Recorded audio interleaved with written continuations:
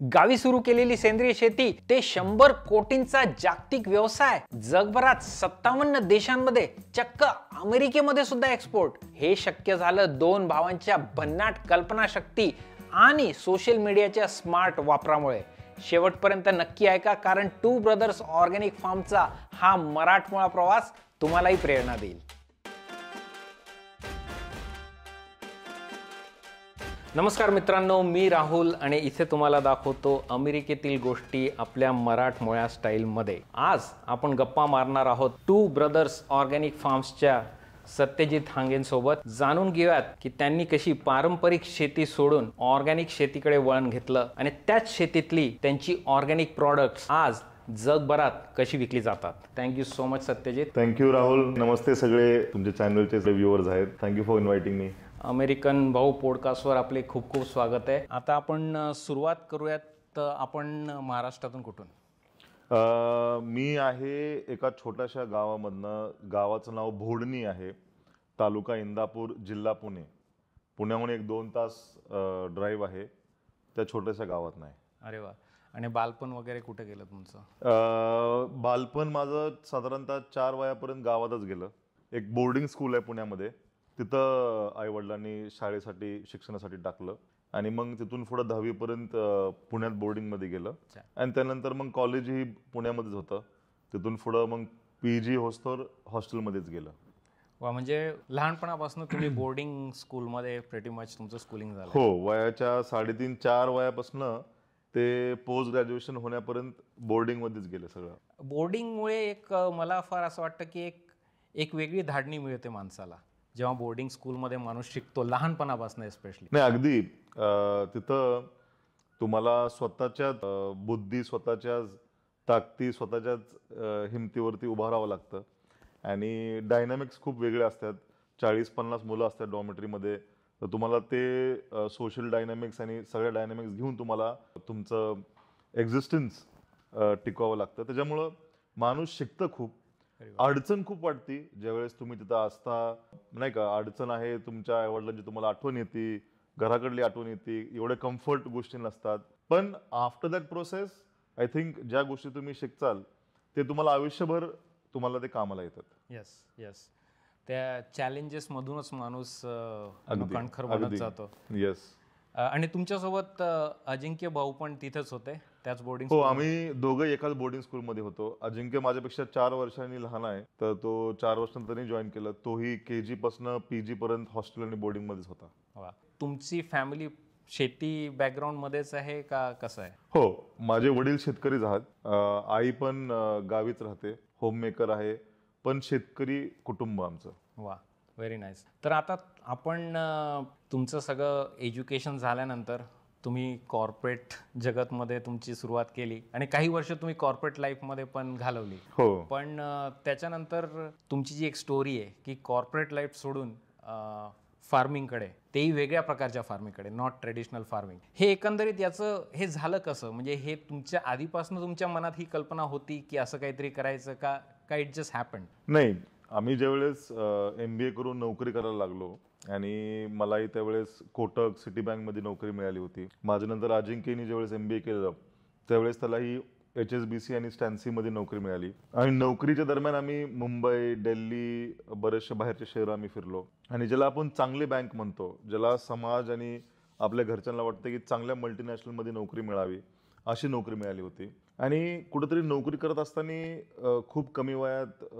बऱ्याचशा गोष्टी घेणं झालं, जग फिरणं झालं. पण ते एक भाग होता. आणि आम्ही शाळेत असताना आणि कॉलेजला असताना आमचं जे काही उन्हाळी सुट्टी आहे, दिवाळी सुट्टी आहे, ते गावी जायची. म्हणजे गावी गेल्यावरती जुना वाडा आहे, त्यासमोर गाया म्हशी असायच्या आणि आमचं बालपण आणि सुट्ट्या त्या गाया म्हशींच्या सहवासात जायचं. रानात जाणं व्हायचं, पवायला विहिरीत जायचो. ह्या सगळ्या गोष्टी आम्ही अनुभवायचो. आता ज्यावेळेस आम्ही कॉर्पोरेट करिअर जगत होतो आणि त्या सगळ्या आम्ही टिक्स मार्क केल्या, जेवढ्या समाजाला आमच्याकडनं हवे होत्या, जेवढ्या आमच्या पेरेंट्सला आमच्याकडनं हवे होत्या, ते सगळं आम्ही टिक मार्क केलं होतं. पण कुठंतरी एक आतमध्ये व्हॅक्यूम होता. कुठंतरी वाटत होतं की आपण नाही का आपली आवडीची गोष्ट करत नाहीये.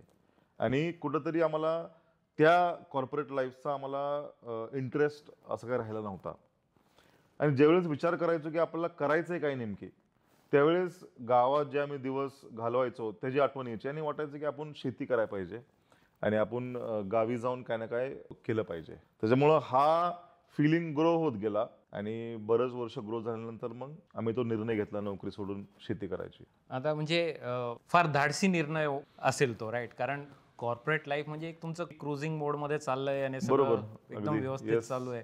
ते सोडून शेती करणं म्हणजे इट्स चॅलेंजिंग आहे. ते तुमच्या फॅमिलीचा, फ्रेंड्सचा, आई वडिलांचा काय रिस्पॉन्स होता जेव्हा तुम्ही त्यांना हे सांगितलं की असा काहीतरी आम्ही करायचा प्लॅन करतोय? नाही, अर्थातच आई वडिलांचा तर खूप विरोध होता, कारण त्यांनी बरंच नाही का सॅक्रिफायसेस करून आम्हाला चांगल्या बोर्डिंग शाळेत शिकवलं होतं. एखाद्या शेतकरी कुटुंबातल्या फॅमिलीला मुलं चांगल्या शाळेत टाकणं ही खूप मोठा एक्सपेन्स आहे आणि बोर्डिंग त्यावेळेस काही चीप नव्हतं. त्यांनी मलाच आणि अजिंक्यलाच नाही पण मला 4 बहिणी आहेत. 4ही बहिणींना पण पुण्यात एका चांगल्या स्कूलमध्ये बोर्डिंगला टाकलं होतं. वा. आणि सगळं शेतकरी आणि कुटुंबाने शेतीच्या इन्कम वरती. अर्थात त्यांनी खूप सॅक्रिफायसेस केल्या होत्या आणि ज्यावेळेस आम्ही शिक्षण घेऊन चांगली नोकरी सोडून गावी आलो त्यावेळेस त्यांना खूप नैराश्य झालं, कारण ते म्हणायचे मी तुम्हाला ह्यासाठी नाही शिकवलं की तुम्ही माघारी येऊन गावी यावं आणि तुम्ही शेती करावं. तुम्ही पुढं कुठल्या तरी मोठ्या शहरात जाऊन सेटल व्हायला पाहिजे, तुम्ही कुठल्या तरी मोठ्या कंपनीत जाऊन नोकरी केली पाहिजे, ते माझी प्रगती आहे.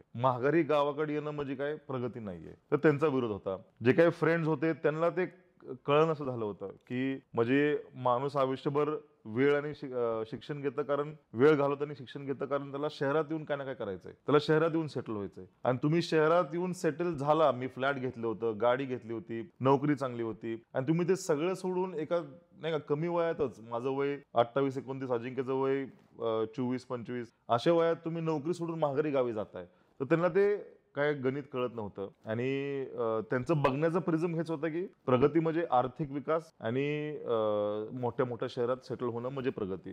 तर त्यांच्या नजरेत आम्ही प्रगती करतो असं त्यांना वाटत नव्हतं. आणि फॅमिली माझं आणि अजिंक्यचं लग्न झालं होतं, तर आमचे फॅमिलीज पण थोडं संभ्रमित अवस्थेत होते की बाबा नेमकी काय चाललंय काय आणि हे कसं पॅन आउट होईल, कारण गावी काय कम्फर्ट नव्हते. वाडा होता जुना 100 वर्षापूर्वीचा, तो पडायला लागला होता सगळीकडनं. शेतीची अवस्था एवढी काही चांगली नव्हती, कारण वडिलांनी आमच्या शिक्षणासाठी खूप पैसे इन्व्हेस्ट केले, ते शेतीमध्ये काही इन्व्हेस्टमेंट केली नव्हती. आणि टोटलच काय इन्फ्रास्ट्रक्चर नव्हतं, वॉटर इन्फ्रास्ट्रक्चर नव्हतं, काय लेबर नव्हतं, आणि ती अवस्था खूपच असं नाजूक होती. पण त्यांनाही, आमच्या फॅमिलीला वाटायचं की नेमकी हे कसं पॅन आउट होईल. तर तिघांचाही आम्हाला फॅमिलीचा थोडा सपोर्ट होता, पण सुरुवातीला आई वडिलांचा आणि मित्र आणि समाजाचा काही एवढा सपोर्ट नव्हता. वा, खरंच म्हणजे असं जेव्हा माणूस काहीतरी विचार करतो एवढा ड्रास्टिक चेंज, तेव्हा ऑब्व्हियसली तीच कॉन्ट्रेरियर थिंकिंग म्हणतो ना आपण, की जो नॉर्मल ट्रेडिशनल थिंकिंग असते त्याच्या विरोधात काहीतरी करत असतो. आता तुम्ही नुसतं शेतीकडे नाही, अजून तुमचा एक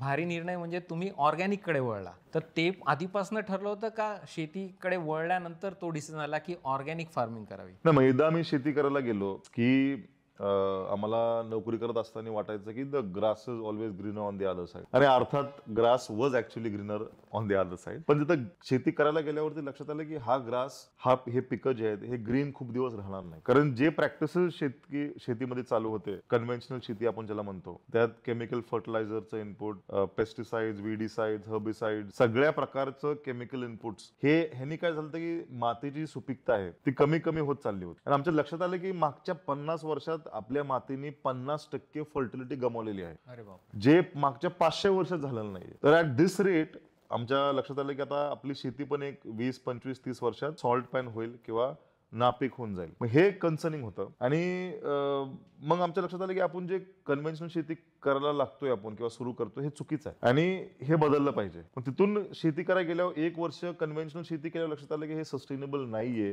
हे आपल्या मातीसाठी चांगलं नाहीये, हे आपल्या शरीरासाठी चांगलं नाहीये.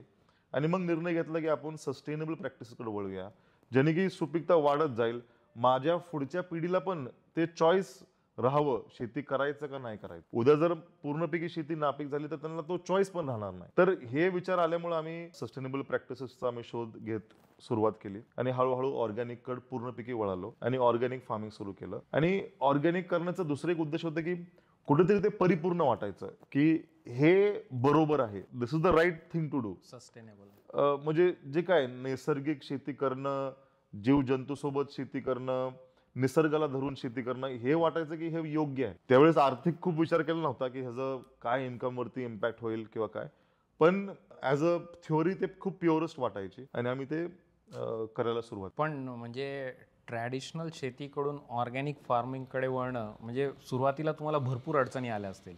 हो, भरपूर अडचणी आल्या. आमच्याकडे जी शेती चालती ती जास्त करून ऊस शेती आणि केळी शेती चालते आणि दोघांमध्ये सुधारित वाण लावलं जातं.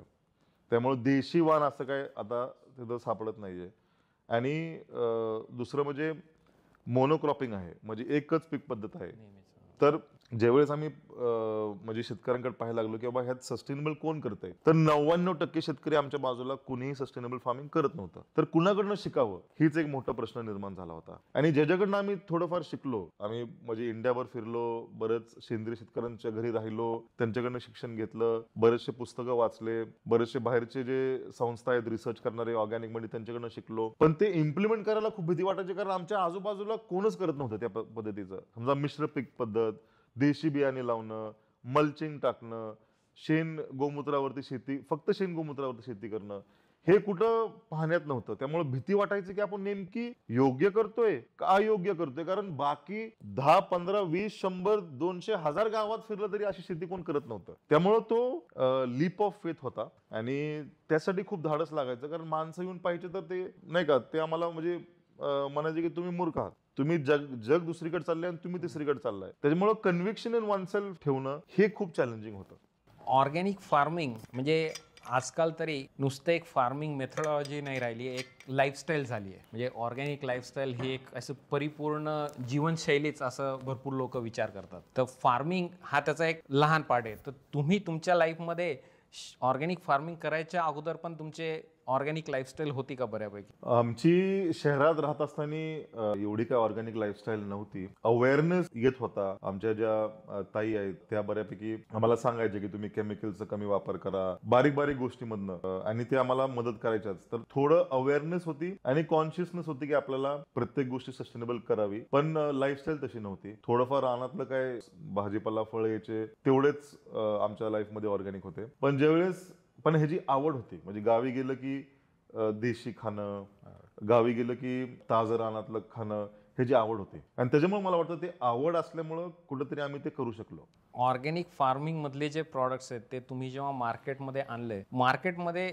ऑलरेडी घुसणं आणि जे ऑर्गॅनिक प्रोड्युसर्स आहेत त्यांना टक्कर देणं ही फार अवघड गोष्ट आहे. तर तुम्ही ते मार्केट पेनेट्रेट एकदम सुरुवातीला कसं केलं? एक जनरल तुम्हाला माइंडसेट सांगतो. आमचं कधीच असं माइंडसेट नव्हतं की आम्ही कुणासोबत तरी कॉम्पिट करतोय, की कॉम्पिटिशन आपलं कोण आहे असं आमच्या डोक्यात आजही. कॉम्पिटिशन कोण आहे काय आहे त्याच्याकडे लक्ष नसतंय. आमचं लक्ष असतं की आपण ही गोष्ट योग्यरित्या कसं करू शकतो आणि ते ग्राहकासमोर त्याला ट्रान्सपरंटली कसं मांडू शकतो, हेच आमचा अप्रोच असतोय. दुसरं हे आम्ही कसं केलं, आता त्याला काही स्ट्रॅटेजी नव्हती त्यावेळेस जे आमच्या समोर होतं ते केल्याशिवाय आमच्याकडे पर्याय नव्हता.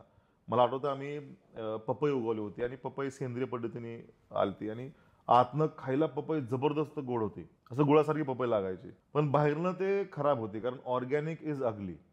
त्याला बाहेरनं डाग असतात, फळाची साईज, आकार, शाईन एवढं काही स्टँडर्डाइज नसतं. आणि ते आम्ही मार्केटला घेऊन गेलो पुण्याच्या मंडीमध्ये. सकाळी 4 वाजता निलाव होतो आणि तिथं रेट चालू होता 8 ते 10 रुपये पपईसाठी, केमिकल पपई जे आपले नॉर्मल पपई. आणि आम्हाला त्या व्यापाऱ्याने 4 रुपयाचा दर काढला. मग हे अनुभवल्या मी त्याला विचारलं की असं का, तर तो म्हणला की ग्राहक पहिले डोळ्याने खातो आणि मग जिभीने खातो, आणि तुमचं फळ ही डोळ्यातच बसत नाहीये, त्यामुळं ते जिभीपर्यंत येणं हा प्रश्नच नाहीये. पण तो अनुभव आता हाइंडसाइट मध्ये ज्यावेळेस आम्ही पाहतो, ते आज आम्ही जे काय करतो त्यासाठी खूप महत्वाचा होता. कारण आम्हाला असं एक झटका बसला की बाबा हे काय, इतकं जर आपण होलिस्टिक पद्धतीने पिकं उगवतोय आणि त्याला जर दर नसेल, नाही का, ज्या प्लॅटफॉर्मवर शेतकरी माल विकू शकतो तिथं जर त्याला राईट व्हॅल्यू नसेल, तर हे सगळं सस्टेनेबल नाहीये. आम्हाला लवकरच सगळं बंद करून पुन्हा नोकरी घ्यायला लागेल. हा ज्यावेळेस अनुभव आला त्यावेळेस लक्षात आलं की आपण मार्केटिंग वरती पण फोकस केलं पाहिजे. नुसतं शेती करणं हे काय सोल्युशन नाहीये.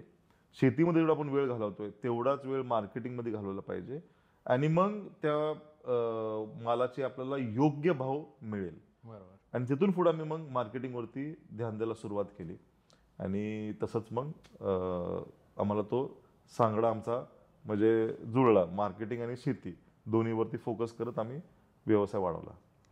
तर तुमचा भरपूर कल डायरेक्ट टू कन्झ्युमरकडे असतो. ही वाटचाल हळूहळू होती का आधीपासूनच तुम्ही तो फोकस ठेवला, जसा तुम्हाला आता मंडईमध्ये तो एक्सपिरियन्स मिळाला, पण नंतर मग तुम्ही स्ट्रॅटेजिकली की आपण डायरेक्ट गिरायकाकडेच जायचं? नाही, तो सुरुवातीपासून होता. कारण ज्या वेळेस आम्ही ही सुरुवात केली मार्केटिंग, त्यावेळेस न्यूजपेपरमध्ये ॲड देणं, एखाद्या डिस्ट्रीब्युटरला माल देणं, ह्या सगळ्या गोष्टी परवडण्यासारख्या नव्हत्या. मग the only default solution was की आम्ही टेक्नॉलॉजीचा वापर करणे. त्यावेळेस सोशल मीडियाचं खूप मोमेंटम आलं होतं. फेसबुक असेल, यूट्यूब असेल, इंस्टाग्राम असेल.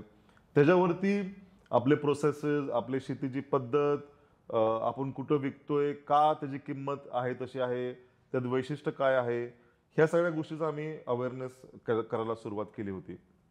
आणि सोशल मीडियाचा खूप आम्हाला फायदा झाला त्यावेळेस. ग्राहकाकडे पोचणं सोपं झालं होतं. त्याच्या अगोदरचे जे मीडियम होते, टी व्ही असो, न्यूजपेपर असो, हे फक्त लार्ज कंपनीज त्याचा वापर करू शकत होते.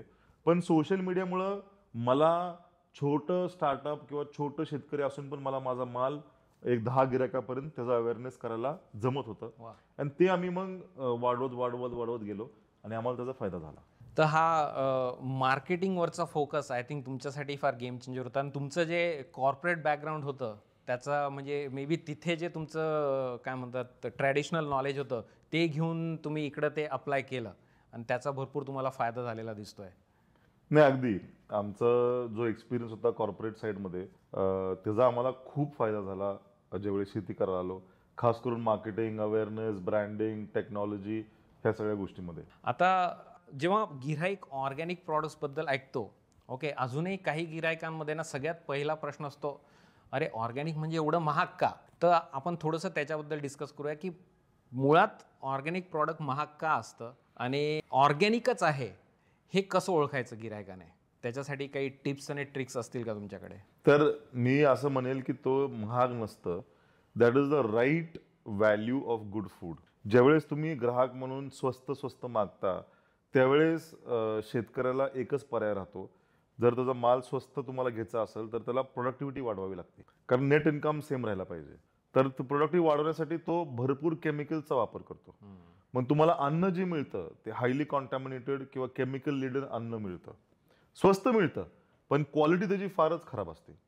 तर मी म्हणेल की ऑर्गॅनिक फूडची जी किंमत आहे, that is the right value of good food आणि सस्टेनेबल व्हॅल्यू आहे ते. आणि दुसरा तुमचा प्रश्न होता की ऑर्गॅनिक फूड ओळखावं कसं? तर नाही का, आता सर्टिफिकेशन्स वगैरे तर आहेतच प्रोसेस फूडसाठी, पण तुम्हाला भाजीपाला आणि फळं ओळखणंच असतील तर जेवढे अगली, एक थोडक्यात हे काही जनरल रूल नाहीये, पण one of the hacks is that जेवढे अगली आहेत तेवढं ते तुम्ही कळू शकता की ऑर्गॅनिक आहे. जेवढं shiny, equal size, large size, हे 100% मग केमिकलनीच तयार झालेले फळ आहेत आणि हायब्रिड वाण असलेले फळ आहेत.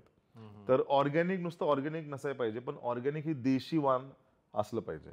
कारण देशी वाणात जेवढं सत्व असतं, जेवढं न्यूट्रिशन कॉन्टेंट असतं, ते हायब्रिडाइज्ड कुठल्याही वाणामध्ये नसतं. तर हे एक फ्रुट्स आणि व्हेजिटेबल्स ओळखण्याची पद्धत आहे. आणि दुसरं, प्रोसेस फूड जे असते त्याचं तुम्ही ट्रेसेबल आहे का नाही बघा. तो ब्रँड जो तुम्हाला विकतोय, तुम्हाला काही ट्रेसेबल फॅक्टर्स देतोय का? कुठलं तुम्हाला काही ट्रेसेबल इन्फॉर्मेशन देतोय का? त्याच्याकडे सर्टिफिकेशन्स कुठले कुठले आहेत? आणि त्यांच्या वेबसाईटवरती, त्यांच्या सोशल मीडियावरती कुठल्या प्रकारचे रिव्ह्यूज आहेत? कोण त्यांच्या फार्मवरती, त्यांच्या फॅक्टरीमध्ये जाऊन आलेलं आहे का? त्याचे रिव्ह्यूज कसे आहेत? आणि तुमचं सोसायटीमध्ये वर्ड ऑफ माउथ ज्यांनी ते कन्झ्युम केलंय, ते क्वालिटीबद्दल असो किंवा सर्व्हिसबद्दल असो, हे कसं आहे? ह्या सगळ्या गोष्टी तुम्हाला अंदाज येतो की क्वालिटी मॅन्युफॅक्चरर किंवा क्वालिटी प्रोडक्ट किंवा क्वालिटी ब्रँड कुठली आहे, ज्याचं प्रोडक्ट ट्रेसेबल आणि ऑर्गॅनिक असेल. आपलं भारतामध्ये अशी काही सेंट्रल गव्हर्नमेंट म्हणा किंवा स्टेट लेवलवर काही अशी एजन्सी वगैरे काही आहे का जे ऑर्गॅनिक प्रोड्यूस आहे याच्यावर शिक्कामोर्तब वगैरे आहे ना, जे आपलं government of India, department of agriculture, त्यांच्या खाली अपिडा म्हणून आहे. आणि अपिडानी ठराविक लोकांना किंवा ठराविक एजन्सीजला ऑर्गॅनिक सर्टिफिकेशन देण्याचं त्यांना मान्यता दिलेली आहे, त्यांना ॲक्रेडिशन दिलेलं आहे. त्यापैकी बरेचसे आहेत. आम्ही ज्यांच्यासोबत काम करतो ते इकोसर्ट आहे, इकोसर्ट आहे, CU आहे, वनसर्ट आहे, लॅमकॉन आहे. असे बरेच सर्टिफाईंग एजन्सीज आहेत ज्याला अपिडानी ॲक्रेडिशन दिलेलं आहे. शेतकऱ्यांनी त्या जे काही सर्टिफाईंग एजन्सीज आहेत त्यांच्यासोबत काम करून त्यांची शेती सर्टिफाय करून घेणे आणि मग त्यातनं जे माल निघल त्यांना ते ऑर्गॅनिक म्हणू शकतात. तर ती अतिशय स्ट्रक्चर्ड आणि प्रूव्हन सर्टिफिकेशनची प्रोसेस आहे. वा. आता तुमचा जशी ख्याती वाढत गेली थ्रू सोशल मीडिया आणि हे इतर नवीन चॅनल्स थ्रू, तुमचे इंडियामध्ये तर प्रॉडक्ट्स सगळीकडे विकले जात होते, पण तुम्ही इंटरनॅशनली सुद्धा एक्सपान्शन केलं आणि आज तुमचे प्रॉडक्ट जगभरात विकले जातात. तर ही प्रोसेस कशी होती? हे ना, जसं मी तुम्हाला म्हटलं राहुल, की आम्ही आणि अजिंक्य आम्ही हे मज्जा म्हणून करत होतो. त्यातला आम्हाला आनंद येत होता आणि आम्ही ते करत होतो. असंच 6 वर्षापूर्वी एका ग्राहकाने आम्हाला फोन केला, एका मुलाने. त्याचं नाव होतं सिद्धार्थ शुक्ला. मिशिगनमधनं त्यांनी आम्हाला फोन केला आणि तो म्हणला की मी तुम्हाला फॉलो करतोय फेसबुकवरती आणि तुमचं प्रोसेस जी आहे तूप बनवायचं, ही अतिशय योग्य प्रोसेस आहे आणि अशाच पद्धतीचं मला तूप हवे आहे US मध्ये. मी नॉर्थ इंडियामधला आहे, मला तूप खाण्याची खूप आवड आणि सवय आहे, पण ती मला US मध्ये तूप मिळत नाही. तिथल्या कॉस्कोजमध्ये आणि तिथल्या बाकीच्या मॉल्समध्ये जे तूप आहे ते तूपच नाही, ते प्युअर क्लॅरिफाईड बटर किंवा ते असं फॅटवाने लागतं. आणि हे जी पद्धत आहे तुमची, ज्याने की तुम्ही दुधापासून दही, दह्यापासून लोणी, लोणीपासून तूप बनवताय आणि ते पण दूध देशी गायचं, हे बरोबर पद्धत आहे, मला तुमचं तूप द्या. आता आम्ही त्यावेळेस पुण्यातनं कुरिअर पॅक करून लोकली आम्ही शॉपवरून ऑर्डर घेऊन विकायचो. मग अजिंक्यला म्हणलं अरे हे आपण पाठवू शकणार नाही. मग आम्ही त्याला म्हणलं हो ठीक आहे, चांगलं आहे, छान आहे म्हणलं, पण मला आम्ही पाठवू शकत नाही. पण त्यांनी पुढच्या महिन्यात पुन्हा फोन केला की प्लीज माझ्यासाठी तुम्ही काही करा पण माझ्यासाठी पाठवा. असं त्यांनी 4-5 महिने सलग आमच्या मागं लागला की तुम्ही काही करा पण मला तुमचं तूप पाठवा. मग त्याच्यासाठी आम्ही एक्सपोर्ट इम्पोर्ट लायसन्स, ते बाकीचे सर्टिफिकेट लागतात एक्सपोर्टसाठी, ते घ्यायला आम्ही सुरुवात केली आणि आम्हाला मला वाटतं 8 का 9 महिने लागले सगळे सर्टिफिकेशन घ्यायला. पण त्याच्या प्रेमापोटी आम्ही ते घेतले आणि त्याला पाठवलं. त्याला ते पाठवल्यावरती 4 दिवसात त्याला पोहोचलं US मध्ये. त्याने ते घेतलं, खाल्लं, त्याने रिव्ह्यू केला, युट्यूबला रिव्ह्यू टाकली मोठी आणि आमच्या लक्षात आलं की आता आपण कुठल्याही ग्राहकाला US मध्ये आपण आपला प्रोडक्ट पाठवू शकतो. मग आम्ही ऑनलाईन शॉपवरती इंटरनॅशनल कंट्रीजचा आम्ही ॲक्सेस उघडला आणि तिथून पुढे आम्हाला वर्ड ऑफ माउथमुळे आम्हाला ऑर्डर यायला सुरुवात झाली. आजपर्यंत आम्ही साधारणतः 57 ते 58 देशात ग्राहकांना आम्ही आमचा माल पाठवतो डायरेक्ट आपल्या ब्रँडने. वा. कस्टमरच्या फीडबॅक थ्रू एक पूर्ण नवीन मार्केटमध्ये पोहोचणं म्हणजे I think it's a testament to the quality of the product. Absolutely, I agree so. आणि तुमचं A2 जे घी आहे तर मी वेबसाईटवर बघत होतो, one of the best selling products आहे. पण तुमचं ट्रॅडिशनली जेव्हा तुम्ही ऑर्गॅनिक शेती सुरू केली, तुमचा फोकस फळभाज्या, पालेभाज्या ह्या गोष्टींवर होता, राईट? हे घी, क्लॅरिफाईड घी आणि घी बनवणं याच्यावर जास्त काही तुमचा फोकस नव्हता. नाही, अगदी आम्ही सुरुवात केली त्यावेळेस आहे ते जे आम्ही आमचे वडील उगत होते त्याच्यावरच आम्ही सुरुवात केली. मग आमच्या लक्षात आलं की बाबा हे सस्टेनेबल नाही आहे. मग आम्ही पीक पद्धती बदलायला सुरुवात केली, ज्याला कमी पाणी लागतं, कारण पाण्याची क्रायसिस आणि पाण्याचं चॅलेंज खूप मोठं आहे. पण ज्याला कमी पाणी लागतं आम्ही ते उगवायला सुरुवात केली. असं करत करत आम्ही डाळिंब आणि पपईवरती आलो होतो. बागा लावायचा आमच्या लक्षात आलं की बागा लावले पाहिजे, कारण बागा लावल्याने पाणी कमी लागतं आणि ते पैसे आपल्याला नगद हातामध्ये येतात.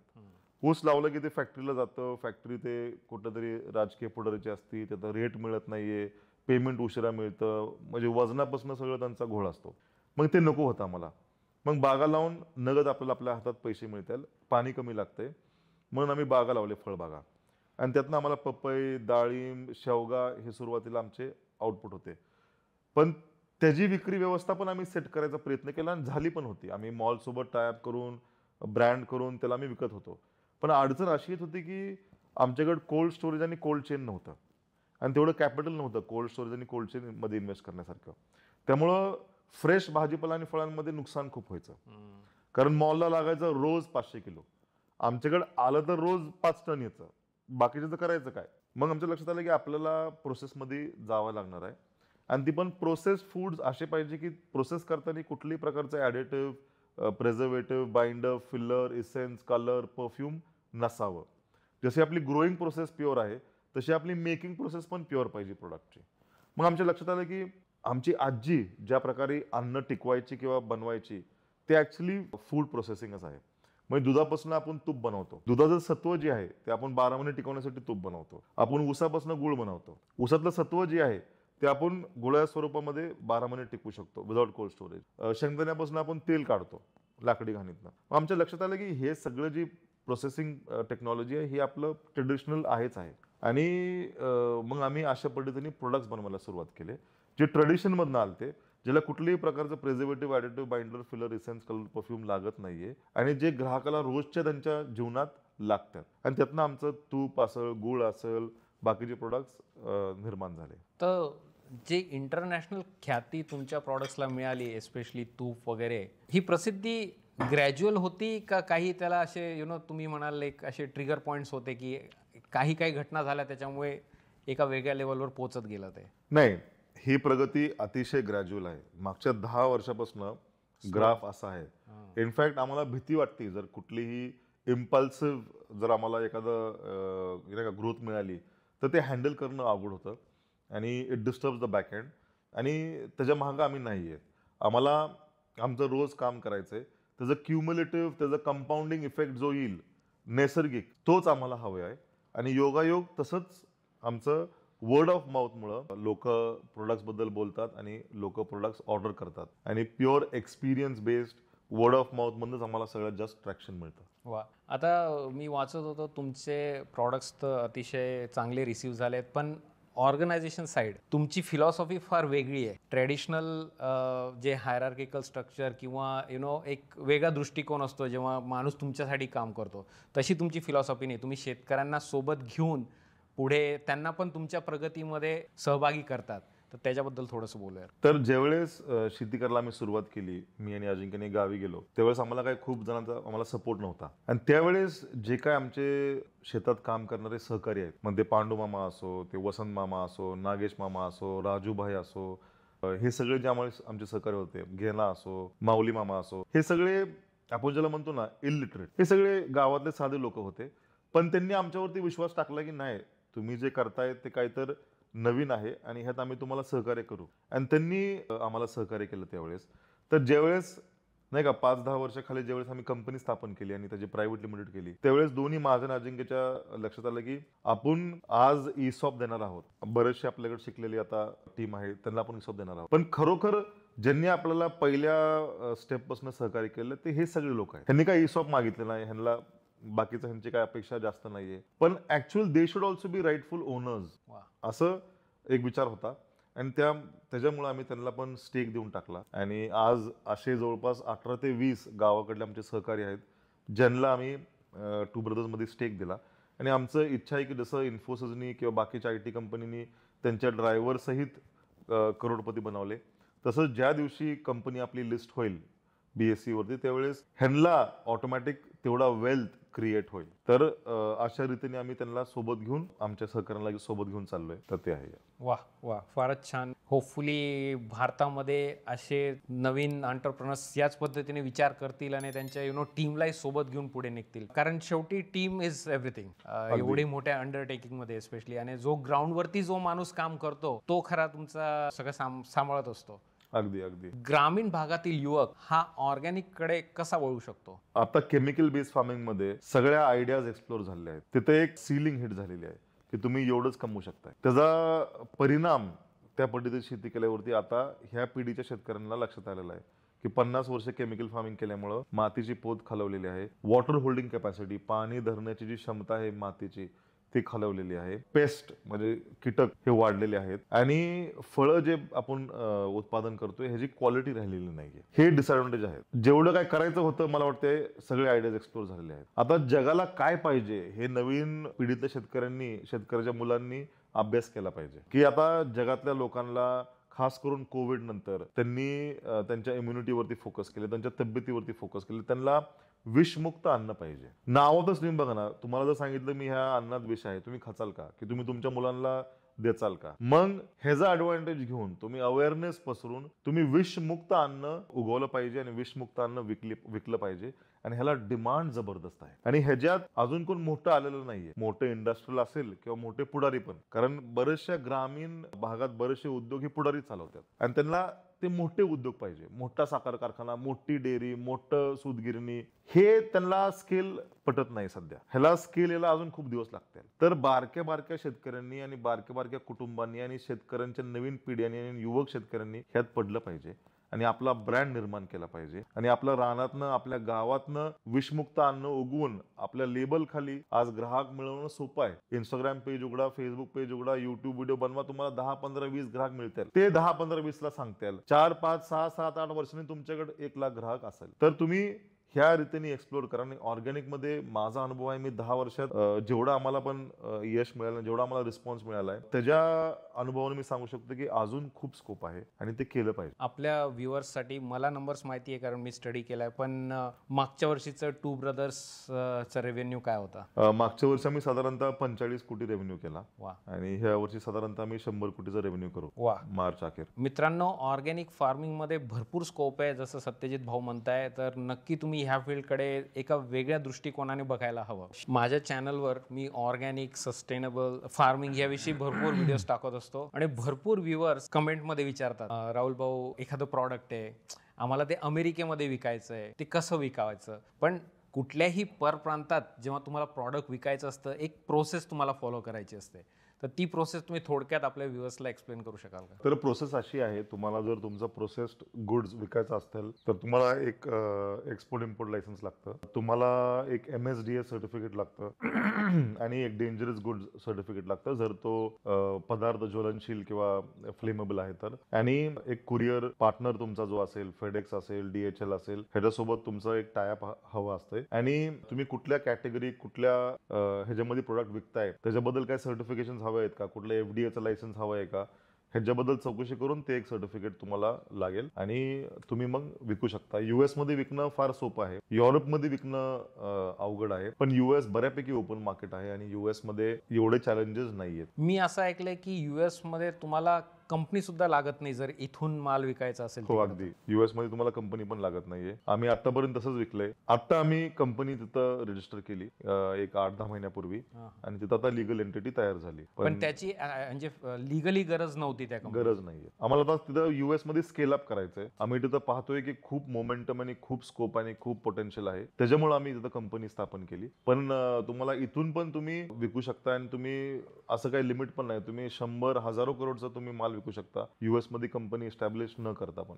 वा. हे सगळं आय थिंक आता टेक्नॉलॉजी, तुम्ही जसं म्हणाला ग्लोबल ई-कॉमर्स, टेक्नॉलॉजीमुळे हे सगळं एनेबल झालंय, जे 10-20 वर्षापूर्वी पॉसिबल नव्हतं. होतं तरी जी लोक ही करायची ती म्हणजे वेल कनेक्टेड किंवा मोठमोठाले ऑर्गनायझेशन करू शकायचे. पण आज एखादा साधारण एक सामान्य शेतकरी सुद्धा जर त्याचं प्रॉडक्ट चांगलं असेल तर ते इंटरनॅशनली विकू शकतो. अगदी.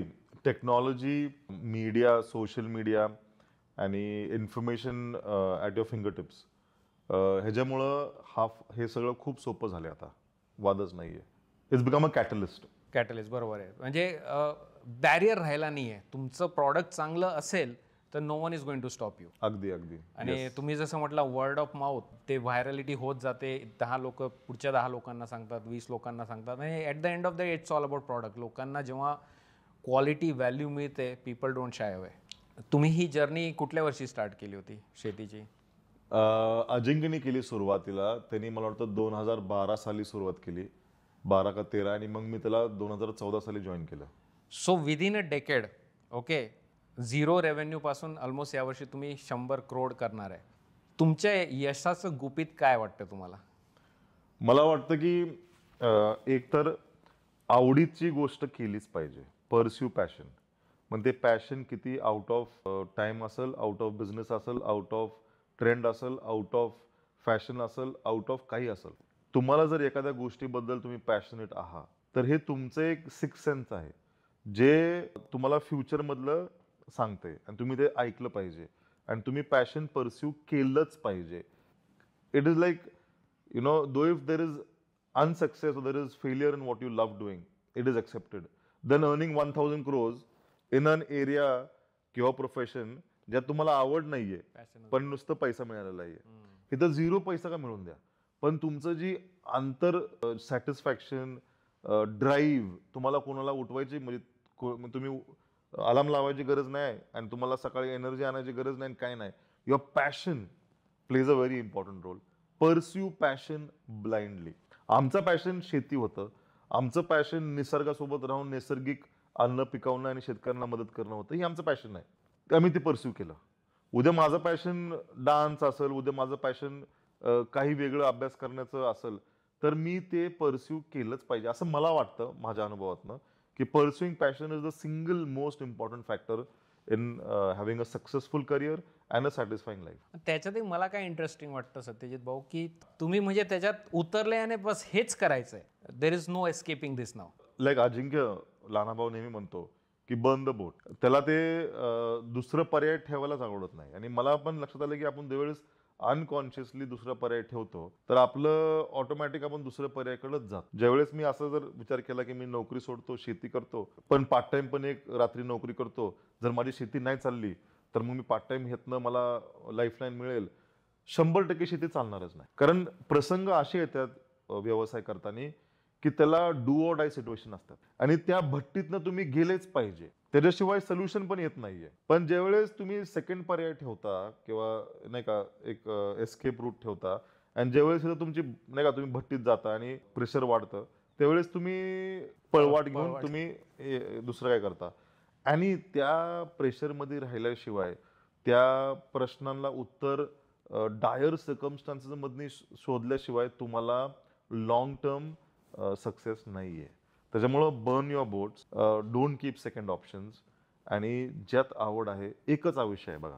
तुम्ही काय असेल ते 70, 80, 90 वर्ष जगणार आहेत, एकदाच जगणार आहेत. Instead of living somebody else's life and dying every day, just do what you love. You might die once, but only once. इथं रोज तुम्ही मरताय. रोज सकाळी उठलं की बुटं घालताना नाही का, 8 मला तर ऑफिसला जायचंय, ट्रॅफिक, मला आवड नाही, बॉस काय म्हणेल, आता काय चाललंय, वर्ल्ड इकॉनॉमी डाऊन होत चालली, अरे काय काय, रोज तुम्ही मरता.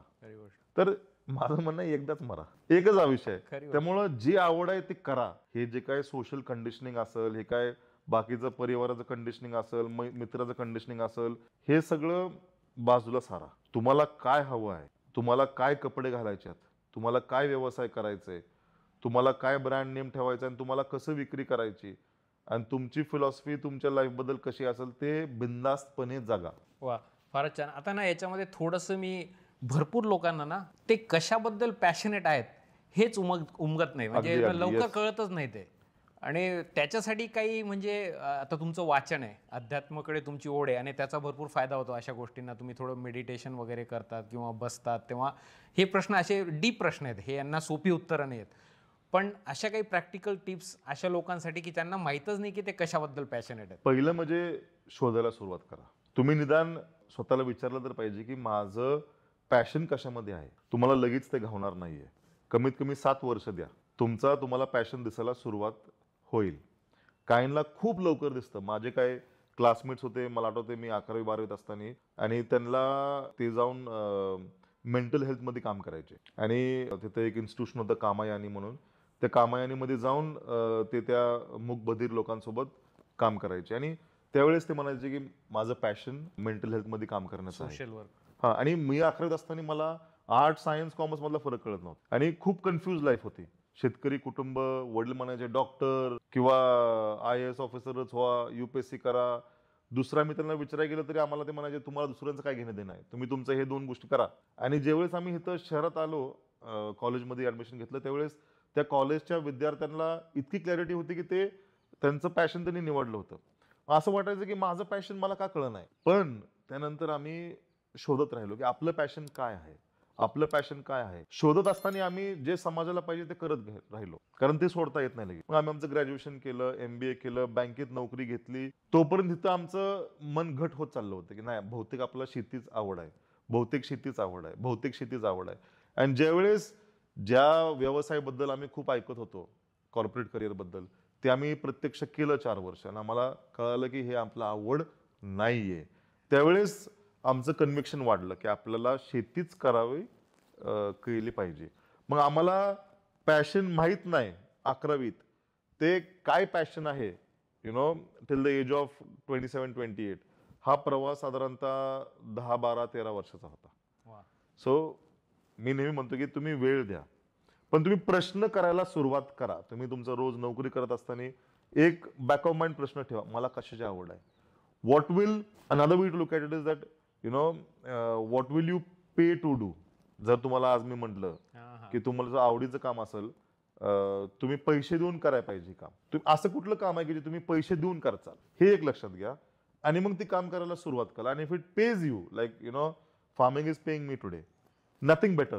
I would have paid to do farming. मी शेती करायसाठी पैसे दिले असते. मी आज गोट्यातलं शेण काढायसाठी मी त्या महाराजाला 500 रुपये देतो की तू काढू नको, मला काढून दे, मला ह्याची आवड आहे. आणि जर त्यातनं मला जर पैसा मिळणार असेल तर नथिंग लाईक इट. वा. टू ब्रदर्स ऑर्गॅनिक फार्ममध्ये आज किती लोक काम करतात?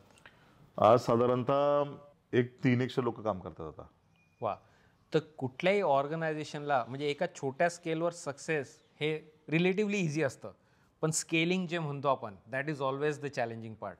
एक 5-10 लोकांची टीमपासून 300 लोकांची team, it's a big challenge. आणि इंडियामध्ये मी जेवढ्या काही लोकांशी बोलतो सगळ्या लोकांची एकच कंप्लेन असते की लोक मिळत नाही. तर तुमची रिक्रुटमेंट फिलॉसॉफी काय आहे? तुम्ही लोक कशी पारखतात आणि कशी निवडतात? मला वाटतं की तुम्ही ज्यावेळेस तुमची आवड खूप स्ट्रॉंगपणे जगता त्यावेळेस तुम्हाला लाईक माइंडेड लोक अप्रोच करतात. आमचे मागच्या वर्षापर्यंत आम्हाला कधी रिक्रुटमेंट एजन्सी किंवा ह्याची गरज पडली नव्हती. आता आमचा ग्रोथ खूप फास्ट झाला, आम्ही आता त्याचा वापर करतो. पण इनिशियल माझे जेवढे रिक्रुटमेंट्स होते आणि जे माझे कोवर्कर्स आहेत, हे सगळ्यांनी आम्हाला मेल लिहून कळवलं की आम्हाला तुमच्यासोबत काम करायचंय. तुम्ही जी प्रॉब्लेम सॉल्व्ह करताय त्याच्यात सेन्स ऑफ पर्पज खूप स्ट्रॉंग आहे.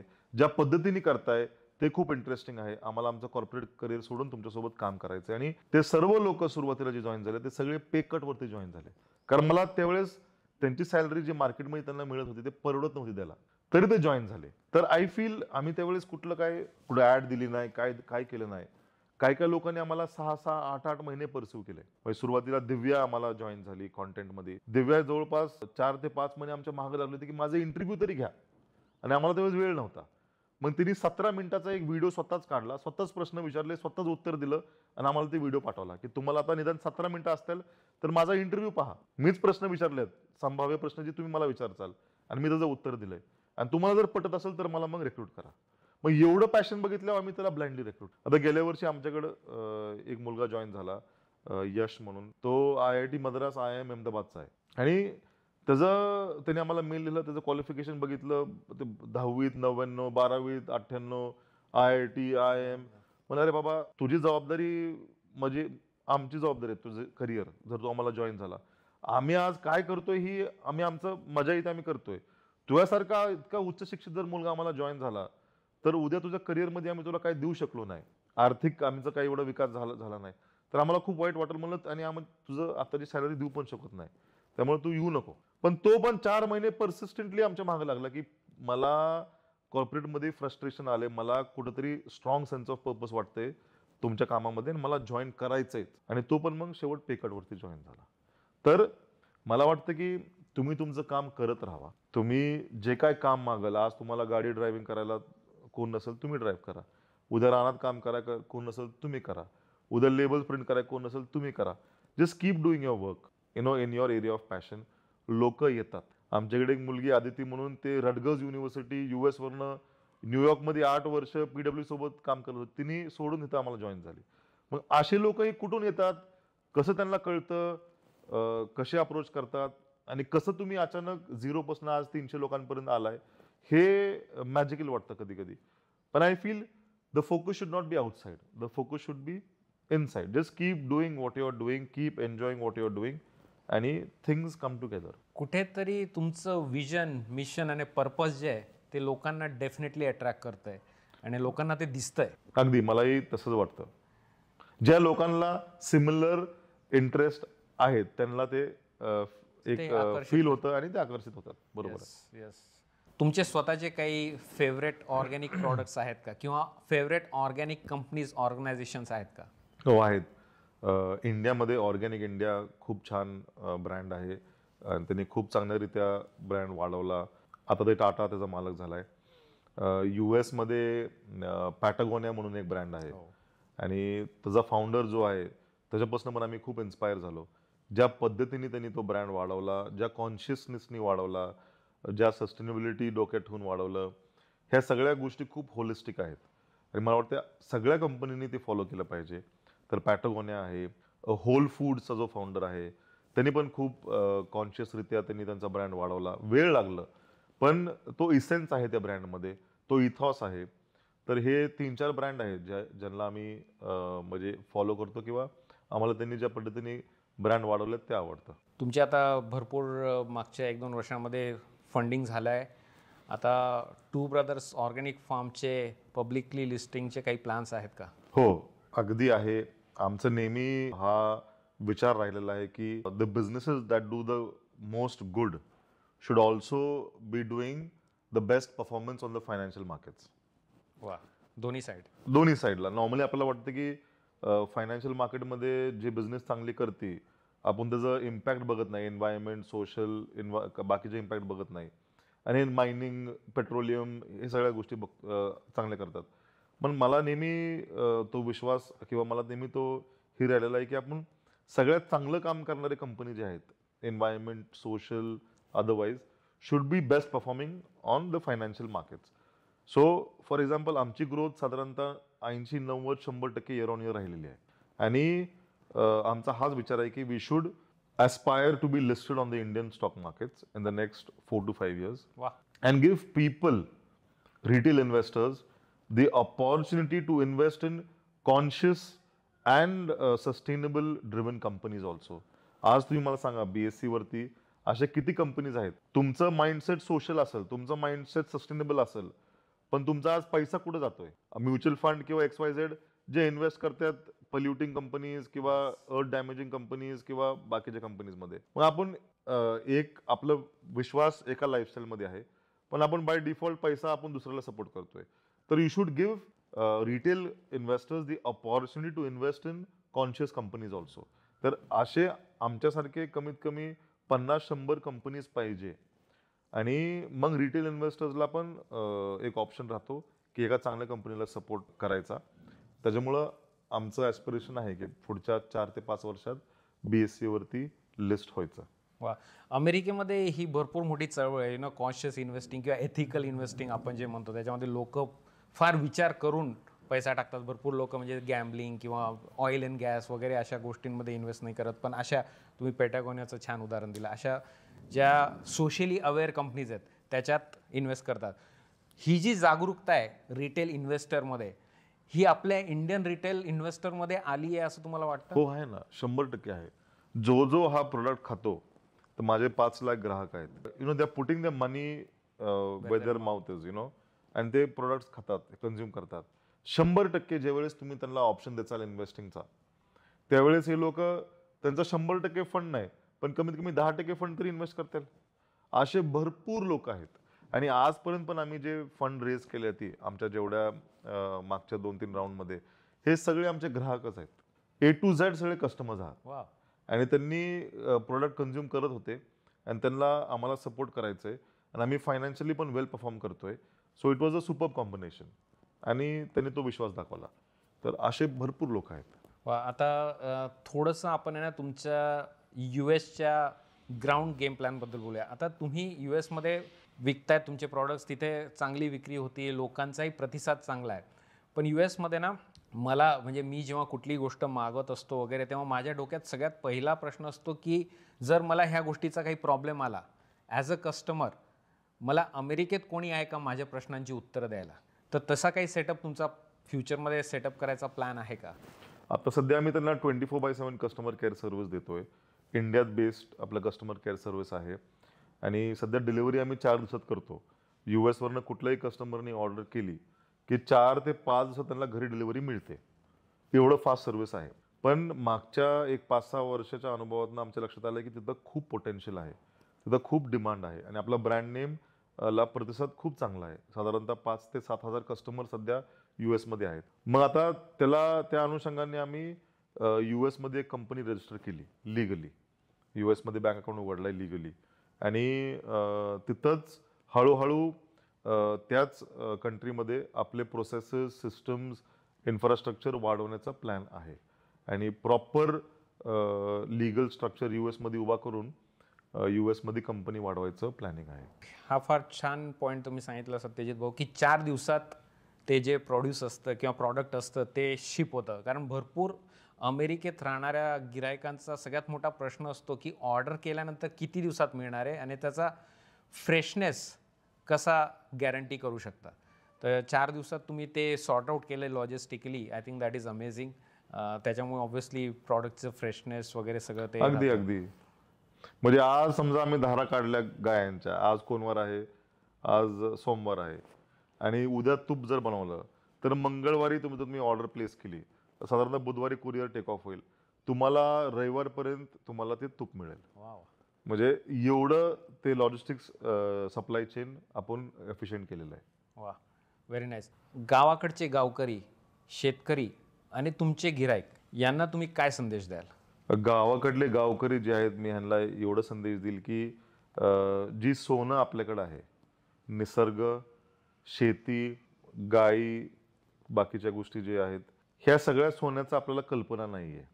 ह्या सगळ्या गोष्टींसाठी शहरातला माणूस आणि सगळ्यात जास्त प्रगतशील देशातला माणूस हा तरसतोय. तर या सोन्याचं आपल्याकडं जे आहे त्याचं आपण आनंद घ्यावा.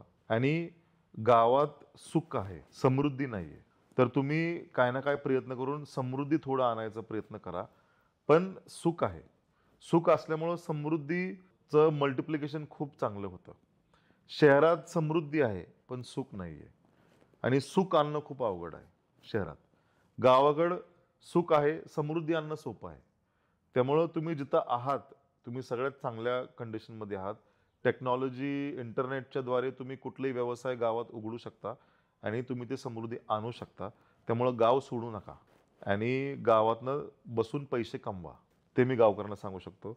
आणि बाकी जे युवक शेतकरी किंवा यंग ऑन्टरप्रेन्युअर्स आहेत आणि ग्राहक आहेत, यंग ऑन्टरप्रेन्युअर्सना सांगणं हेच आहे की परस्यू पॅशन. तुम्ही ऐकावं जगाचं पण करावं मनाचं. तुम्ही किती पुस्तकं वाचा, किती न्यूजपेपर वाचा, you know what you're reading is the times and times keep changing. What you should focus on is eternity. आणि ते तुम्ही तुमच्या आवडीवर फोकस करा आणि ते आवड परस्यू करा. तुमच्या मागं नेम, फेम, वेल्थ सगळ्या गोष्टी येतील, हे मी यंग ऑन्टरप्रेन्युअर सांगू शकतो. आणि ग्राहकाला जे आहे ते your choice affects not only your health but it also affects the life and health of the planet. ह्या कॉन्शियसनेसनी तुम्ही गोष्टींचं कन्झम्पशन करा. वा, व्हेरी नाईस. तर मंडळी, या संवादातून आपल्याला किती शिकायला मिळालं ना. शेती, ऑर्गॅनिक आयुष्य हे कसं असतं हे जवळून बघायला मिळालं. तुम्हाला ऑर्गॅनिक प्रॉडक्ट्सबद्दल काय वाटतं हे खाली कमेंट करून नक्की कळवा. आणि धन्यवाद टू ब्रदर्स ऑर्गॅनिक फार्मचे आणि तुमचे पण. भेटूयात लवकरच एका नवीन व्हिडिओमध्ये. तोच तर वाजव रे.